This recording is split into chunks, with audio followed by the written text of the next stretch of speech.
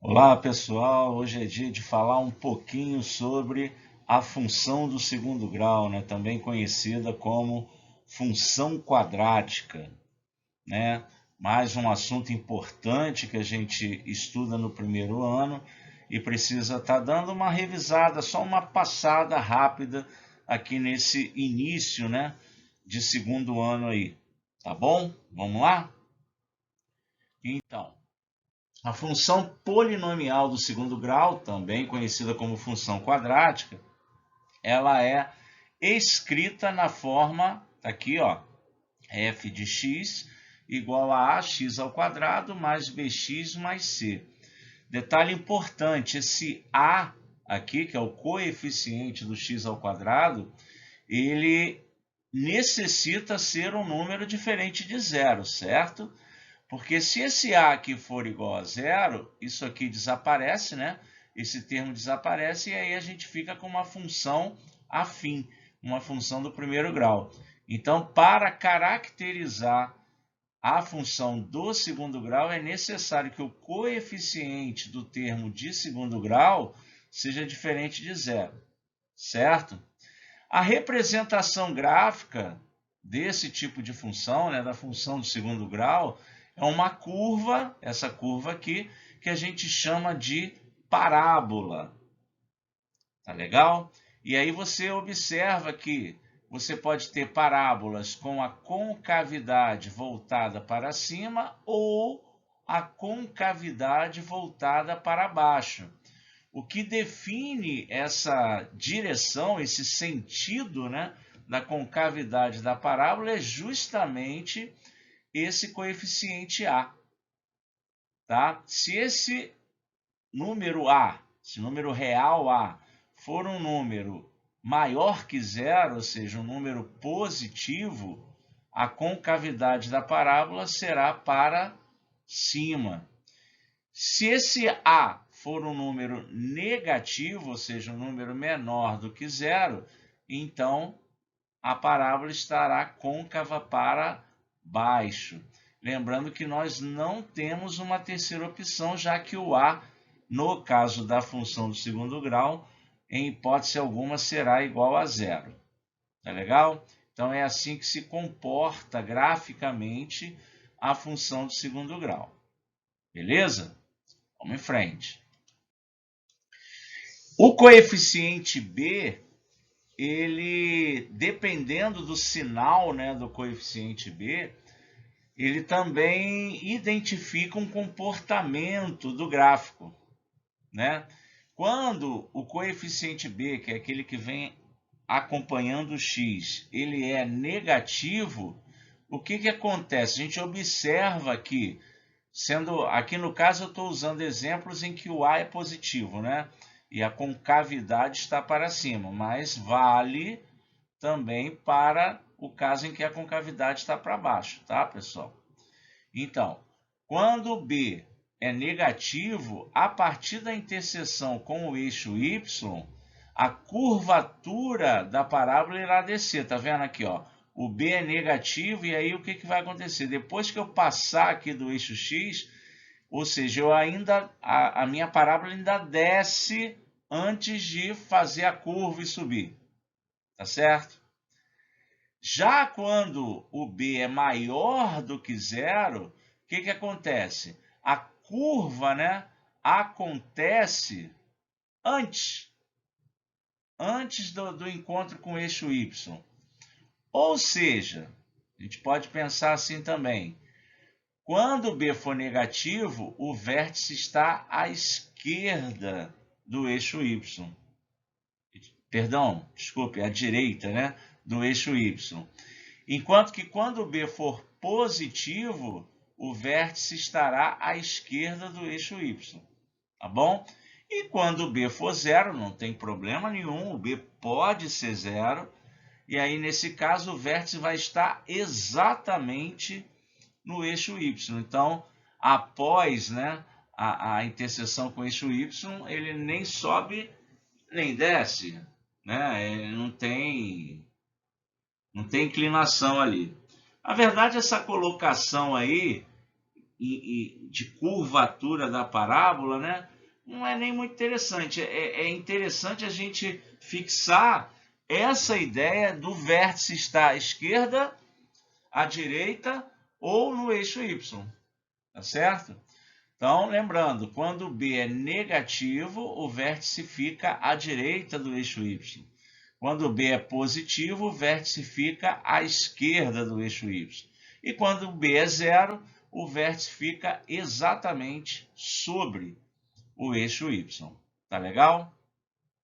E o coeficiente C? Bom, o coeficiente C, ele traz exatamente o ponto em que a parábola corta o eixo Y. Então, você observa aqui, por exemplo, ó, vamos lá. O coeficiente A vale 2, por isso a parábola é côncava para cima. O coeficiente B é negativo, ó, menos 4, por isso o vértice está à direita do eixo Y. E o coeficiente C é 1. Então, no ponto em que y é igual a 1, ou seja, esse é exatamente o ponto em que a parábola vai tocar, vai cortar o eixo y, tá bom? E assim, claro, você pode encontrar as raízes, né, os pontos em que a parábola toca o eixo x, né? Esses dois pontos aqui, ó, que eu vou pintar de vermelhinho aqui, ó. Esses dois pontos, como é que eu encontro esses dois pontos? Bom, esses são pontos em que o y vale zero, né? Então, basta que eu iguale, né, esse polinômio que representa a minha função quadrática a zero, resolva, então, uma equação de segundo grau, e as duas raízes, né, que eu vou encontrar resolvendo, né, essa equação de segundo grau, ó, 2x ao quadrado menos 4x mais 1. Se eu resolvo essa equação do segundo grau, eu encontro dois valores de x que são exatamente os valores representados por esses pontinhos vermelhos aqui. Então, quer dizer, a gente aí já conhece, só olhando para a função, a gente já sabe o ponto em que a parábola corta o eixo y, resolve uma equação de segundo grau e encontra os pontos, né, se eles existirem, os pontos em que a parábola toca o eixo x, né? Isso ainda não seria, né, suficiente para a gente esboçar o gráfico da parábola. A gente dependeria aí de um outro ponto, né? Um ponto notável nessa parábola que seria exatamente esse ponto, né? Onde que a parábola faz a curva. Esse ponto aqui é um ponto importante, né? Esse ponto é o nosso vértice, né? Vou fazer aqui mais bonitinho, porque ficou muito feio. Pronto, melhorou. Esse ponto aqui, né? O vértice também é um ponto. Se eu conheço esses 4 pontos, já são suficientes aí para eu poder direcionar, né, e fazer um esboço aí do gráfico da minha parábola. Esse ponto aqui, o vértice, ele é um ponto extremamente importante, né, na resolução de alguns problemas de máximo e mínimo, né? A gente já vai falar sobre isso. No caso aqui da parábola côncava para cima, né, isso aqui, ó, as coordenadas desse ponto me dão o ponto, né, mínimo dessa parábola e o valor mínimo dessa parábola. Né?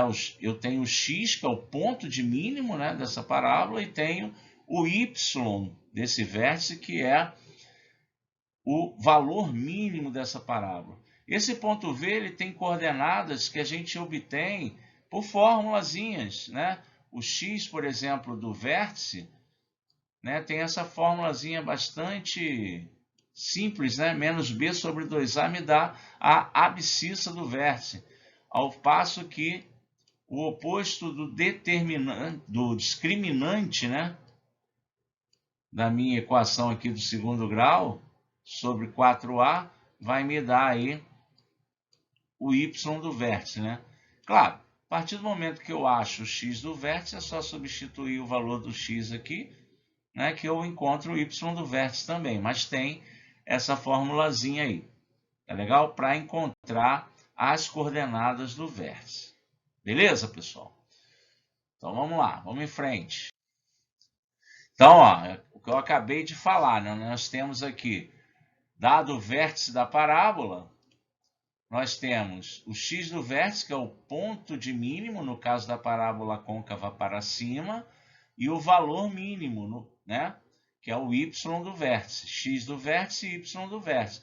No caso da parábola ser côncava para baixo, aí eu deixo de ter um valor mínimo, né? Passo a ter um valor máximo. Deixo de ter um ponto de mínimo e passo a ter um ponto de máximo, né?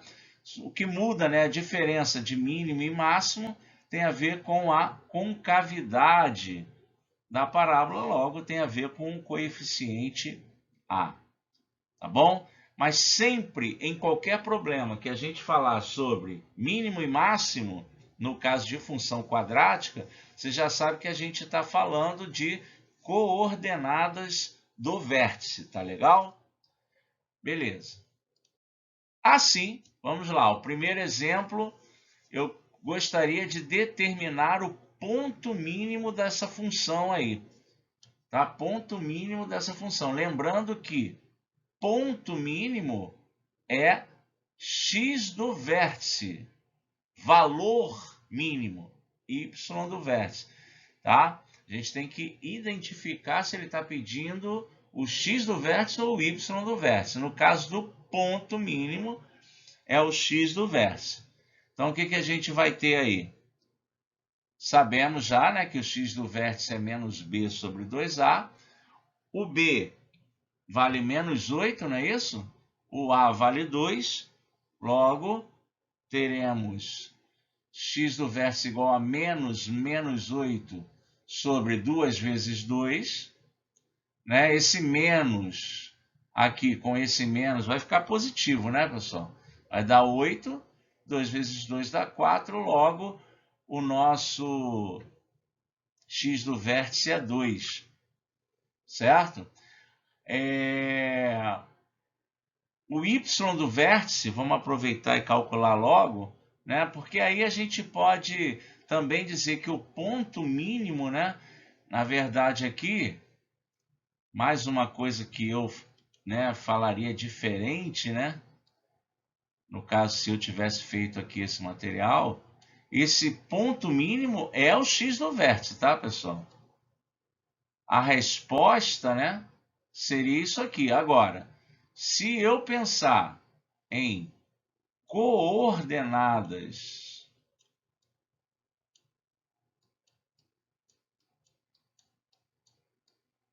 olha essa letra, hein, gente? Se eu pensar em coordenadas do vértice, aí sim,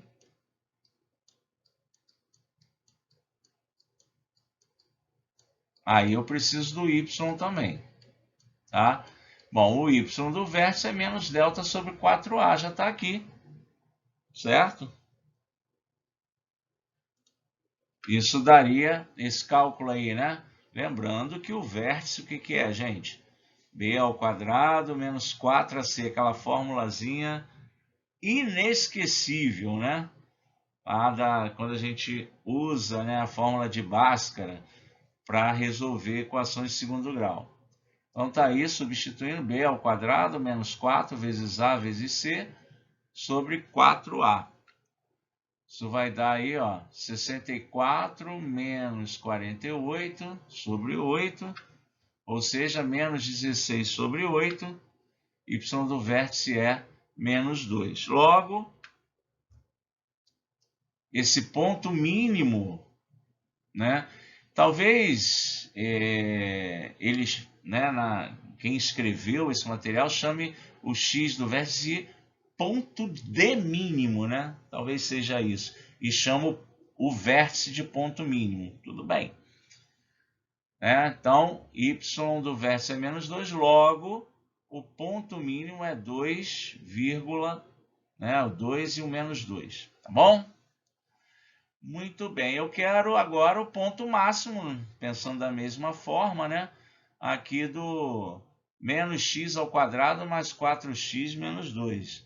Aí a gente vai ter os mesmos cálculos, né? X do vértice é b sobre menos 2a, e daí a gente chega ao x do vértice, y do vértice é menos delta sobre 4a, fazendo as continhas aí do mesmo jeito, chegamos ao y do vértice igual a 0.